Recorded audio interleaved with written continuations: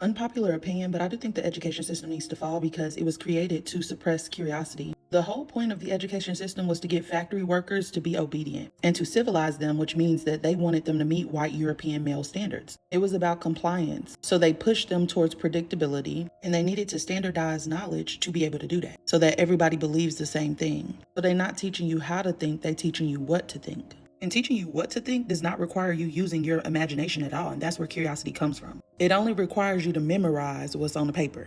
So basically, they're rewarding correctness over creativity. And we can see now in society, as we literally watch history be erased, that correctness is subjective.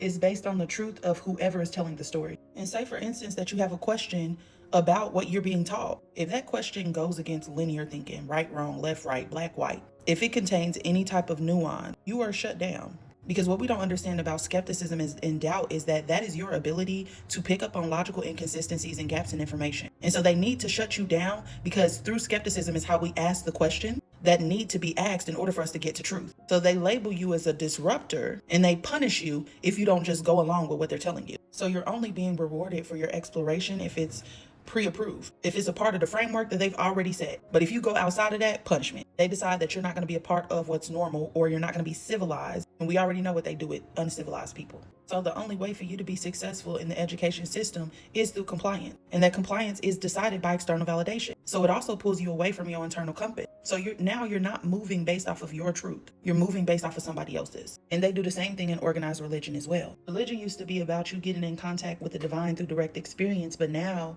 it's about control. And what we don't understand about curiosity is that curiosity is a portal to the self. And intuition is the internal compass. So curiosity is a liability to the system. And if they can suppress curiosity, they can control the people. That is why I created a soul school. It's called Akara, called Eternal Memory Vessel. Because what we don't understand is that memory lives in our bloodline, it lives in our bone, it lives in our DNA. They can't properly erase history without erasing us. So what they do instead is disembody who they can disembody, meaning sever your connection to your soul, to your internal compass through the education system. And the rest are either dead or in jail. So I'm creating a soul school to teach us what I think we should have been taught in school. A space that allows curiosity, imagination. We learn how to move energy, work with energy, and sense energy. Because I think those of us who remember and who are actually embodied need to create new systems. So if you're interested, go to my website, www.bigtajj.com, click on Soul School.